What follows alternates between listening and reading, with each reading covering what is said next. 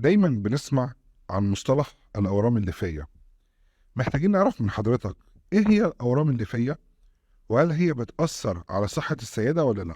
بص يا محمد، الاورام اللي فيها للاسف من الحاجات اللي اتعمل عليها حاله كبيره جدا في موضوع ان هي تضر على صحه الرحم ولا ما تضرش، والرحم لازم يتشال ولا ما يتشالش، وبتاثر بشكل كبير نفسيا وطبيا على كل سيده. الاورام اللي فيها باختصار حميده مليون في الميه، هي مش فيش فيها اورام سرطانيه. الاورام اللي فيها باختصار عمرها ما كانت سبب لاستئصال الرحم. الاورام اللي فيها كل مشاكلها ان هي يا اما تعمل الم في الحوض، يا اما تعمل نزيف متكرر، يا اما تعمل تاخر حمل عند بعض الحالات اللي بتيجي في اماكن تسبب تاخر حمل.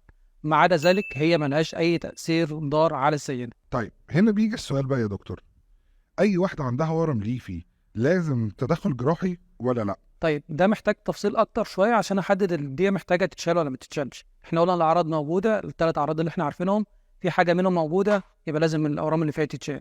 تتشال جراحة ولا منظار، ده طبعا هنتكلم عنه في موضوع تاني خالص.